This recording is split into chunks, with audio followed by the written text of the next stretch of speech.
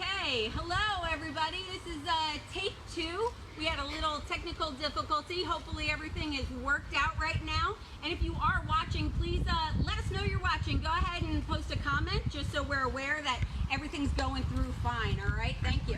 So I do want to introduce myself again. My name's Missy. I'm one of the naturalists here at Anita Sea Light Estuary Center. Right over here we have Christy. She is our park manager.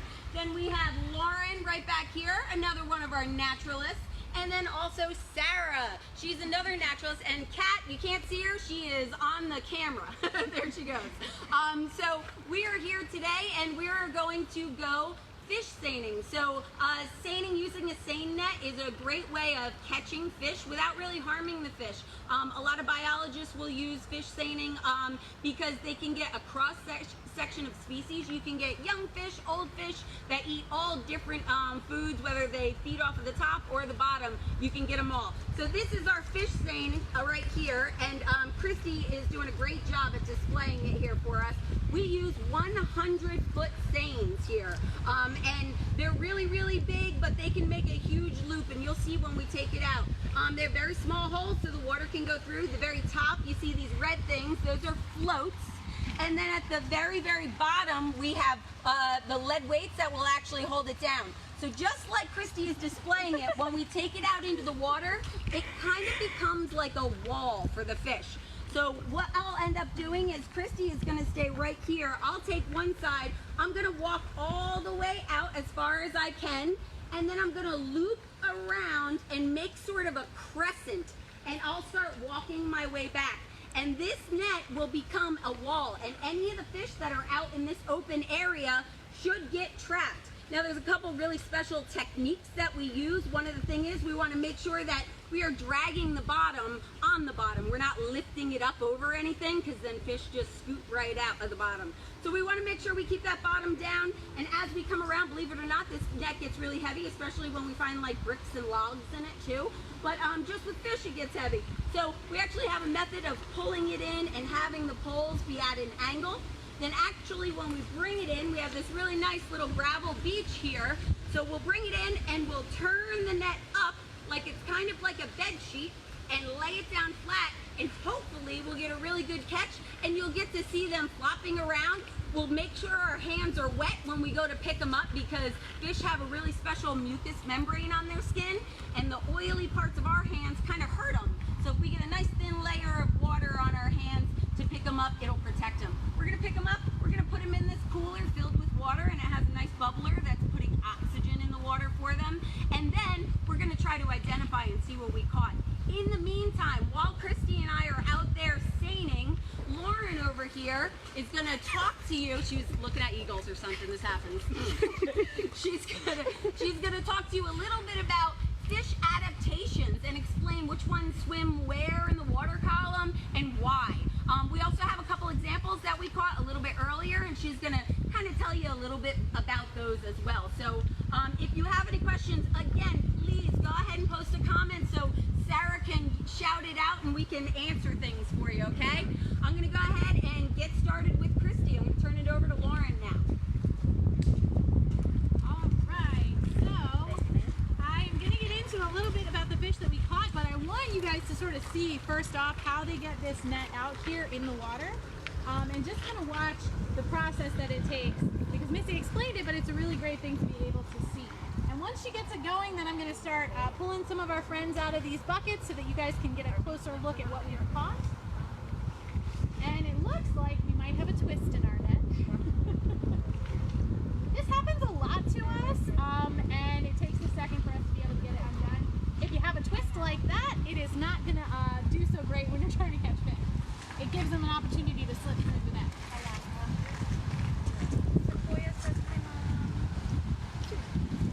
I was going to say.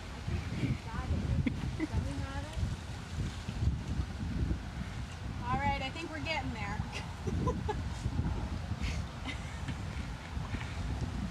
All right, well, while they're working on that, I'm trying to figure out what to do with my mask. I'm gonna sit it right here for right now. I don't want to get my mask all fishy, that'd be kind of gross. So I will pull a couple of our fish out for you to look at. Now, before I do, I want to tell you that this morning we went out and we caught these fish. The tide was step. So if you can imagine, you see them going out here. Oh, we've got some friends in the canoe. Enjoying this beautiful day. So as you go out, you can see we have a good bit of shoreline here, and there's plenty of room for them to catch fish. When we went out earlier, we weren't able to go super far, so we're going to possibly catch different species with a higher tide than we will today with about 1 foot tide. And we planned it so that we would have a nice, beautiful shoreline so you could get the whole experience. But now you can see Missy's going pretty far out over here, and she'll go pretty much as far as she can to be able to stretch this entire net around and make that loop that she was explaining.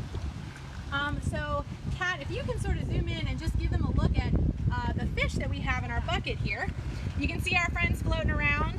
The bubblers are going, making some oxygen, and I'm going to do my very best to catch them with these nets. A few of them are pretty quick, so we'll see what happens, and go ahead and laugh if I have trouble. All right, so the first one, we're going to talk about their adaptations once I get them out of the bucket. Now, one thing to know is whenever you handle a fish, you really need to make sure that your hands are wet. You do not want to touch them with dry hands. If you do, you're taking a protective layer of slime off of them, and that can affect them when you let them go back out in the water, and it can make them more susceptible to getting sick. So we always want to make sure our hands are wet. So before I even do anything, I'm going to dip my hands in the bucket of fish here. Looking good. Look how far Missy is now. Don't get that mask wet. All right. So I will take my little net and not be able to catch anything too big, and we'll start with a little guy first. All right. So you can see he's flopping around. When I hold the fish, I'm going to try and cup him in my hands so that he doesn't get away. The smaller ones are a lot easier. And then I'm going to put him in a bucket of water, but I do want to kind of give you a closer look before I do that. So you can see right here, this fish, he has a very circular tail. And this is a great sign we have a slow swimmer. When they have a rounded tail, it means they're slow. The more pointier, the faster they are. We also want to give you a look at those stripes really quick before I put them in the water. Let's see if anybody on our feed here knows what kind of fish this is. Anybody know? I'll give you a second. Nothing, guys? Nobody yet. All right, I will tell you then. So this little guy, we catch these a lot around here in Otter Point Creek. I don't know if you can you get him pretty good there, Kat? Yeah, he's good. Okay. This is called a Killifish. And Killifish, it stands more for a creek fish, and they hang out. They don't get too much bigger than this. And you can really see, if he gets close to you, the way his fins are, how they're really broom shaped. And it shows that even though he's moving pretty quickly through the water here, he's out there in the water swimming around. It's going to be much slower than a fish who has more pointed fins. Now, you'll notice that he's got these really prominent stripes on his body. So what do you think those stripes could be used for? They are his camouflage. And out there in the creek, what could be striped that he would be blending in with? Nobody? He's going to be striped with, he's going to be going into the grasses. So I actually was lucky enough to find a spatter dock leaf that washed up on shore. And this is emergent vegetation we see a lot out there along our paddle trails in the water. And if you can imagine something like this in the water column, those stripes on that fish are going to blend in really well. So those guys like to hang out and hide in grassy areas. Now I'm going to put him, let me see if I can put him in this little container so you can get an even better look at his fins. Okay, you're dragging him in? Man, I didn't have a lot of time. No. Okay, I'm gonna let them, you'll see right now, I'm gonna stop real quick so you can just see the process that they are taking to drag the fish in. Let me see if I can pull up, okay. Woo! We got something, man! Woohoo! Woo! Don't let him go!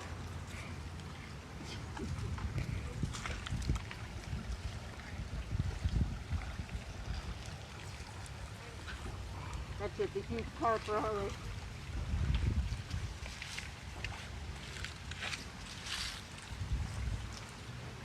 Really quick, Kat, I just want to show them. You saw the broom-shaped tail. We have a yellow perch here who has a little bit more of a forked tail, which means he's a little bit of a faster swimmer. But I don't want you guys to miss this, so I want Kat to zoom in on that movement there because... Keep that bottom down, nice. Look at that! Woo! All right, do we have any guesses to what it might be? I might have already said. Oh, you Yeah. said it? She ruined it. You ruined it for us. let's see, bringing it in. Now here comes the really, oh my gosh. Is there a couple of them? Oh my gosh. All right, let's just do the bottom right now, just the bottom. We just saw where it is. Woo! You take this one.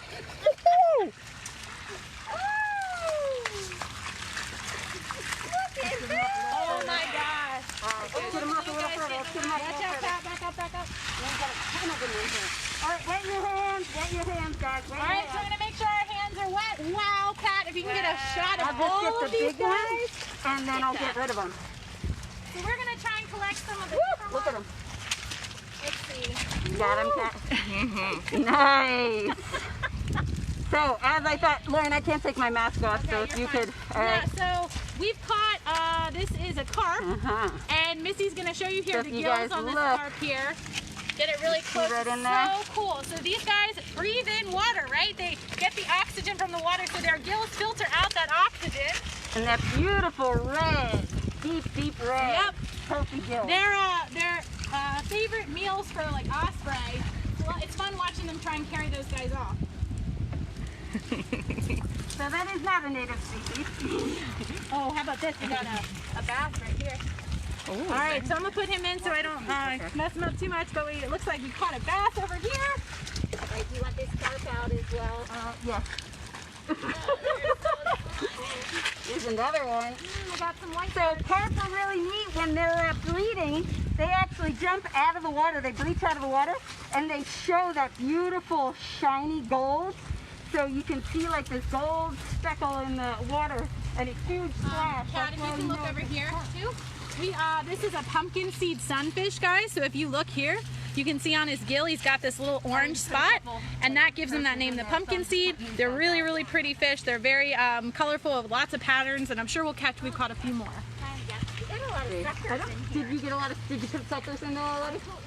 It's a nice size one. Did we put a gizzard in there yet? It's No. a great the bottom feeder now.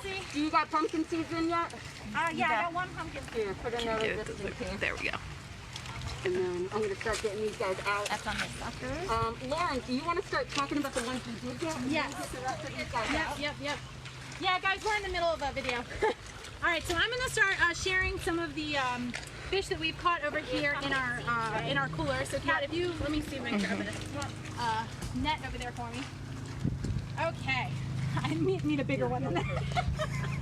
All right, let's see.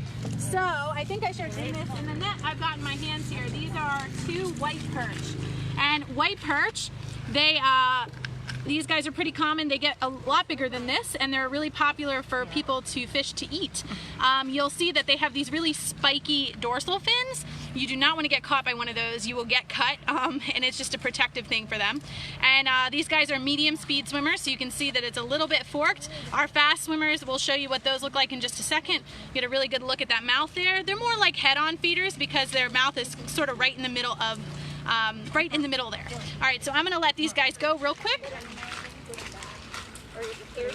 Yeah, the white perch. Right. Yeah. Now you guys can see we did a seine this morning at a 2.3 foot tide, and that's all we caught. That was a small amount. You can see the amount we were able to catch with the shoreline with this much room to be able to take our net out. All right, okay, here's another pumpkin seed. I know I shared one a little bit earlier, but again, here's that pumpkin seed. This one's a little bit duller, but it still has, you can see that pumpkin mark there, that orange spot, and you can tell that it is a medium speed fish. All right, here, so he doesn't lose. This is a killifish, just like the one I showed you from our morning catch. So we still caught another killifish in here, and I think we have a few other killifish throughout here. So let me see. I'll let these guys go.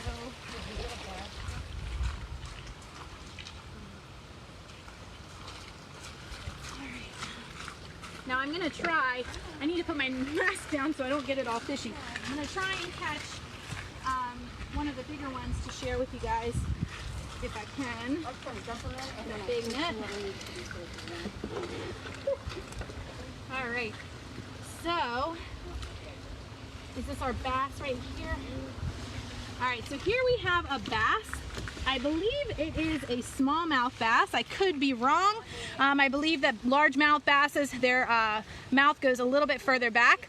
And it's really cool to catch them because we don't see them often in the nets. We do get them, but not super, super often. You can really see that mouth right there, why they get their names after. They have a huge mouth. Look at that. Look at that face. And you can see how his lip, his bottom lip protrudes out further. So that means that he is a top feeder. It's easier for him to get on the top of the surface there. All right, and you can see he's a medium speed swimmer there. And you should notice he doesn't have any banding or anything, but this coloration, this green and yellow, really help them blend in the waters of Otter Point Creek. These guys are hunters, so they're out there trying to catch those fish and eat them up. All right, so I'm gonna let him go. Try and keep my distance. I'm letting her back go. Okay. Ooh, what a good size, Right? I want him to her. The dog. Oh, wonderful. Yay, that's awesome. Missy, do you want to look at any of these over Okay, here? yeah, I'm coming. All right, so I'm going to let Missy take over a little bit with some ID.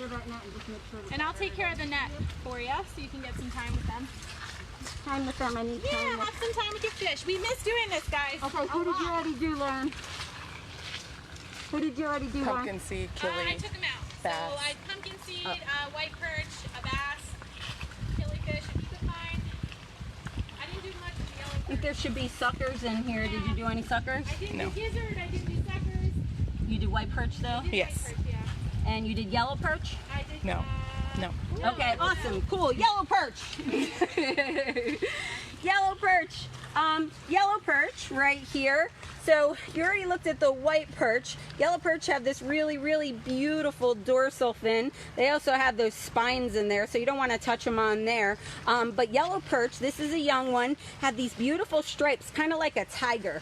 And as they get older, they get even darker. So this sort of yellow markings here gets really, really pronounced. So this is a baby. You wouldn't want to keep this one, but yellow perch are really good eating. And there's been a lot of effort that has gone into bringing our yellow perch back.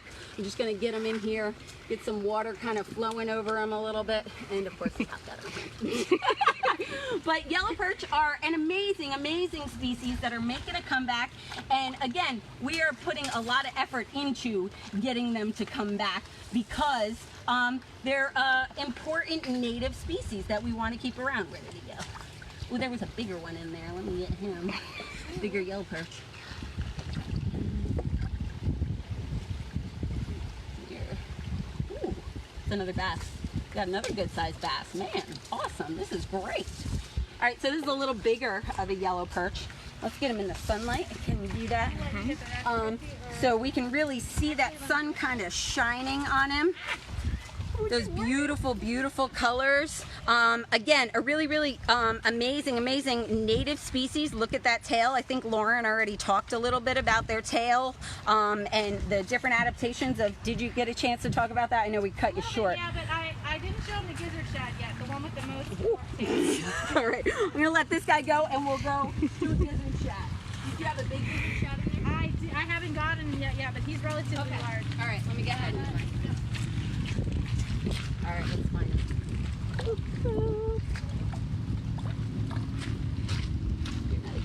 This is another bass. Look at him. Look, he's demonstrating. So this is cool, right? Look at this mouth. Look at that nice big open mouth there. It's where they get that large mouth kind of thing. They can really open their jaw. Can you see down in it? Beautiful. Another really, really cool species. Let me get him in the water. There we go. Sorry. Yeah, you gotta get Christy carrying that net. Christy's carrying the nice wet net. Want to find the gizzard shad that we haven't talked about yet. Lauren, you want to song and dance for a second so I can find Song him? and dance. I can show you a snail we caught.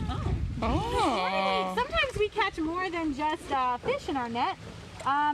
Those of you who come out here and help us, you know that we've caught crayfish before. We've caught, I don't know if we've caught snakes, but we've had snakes in our net.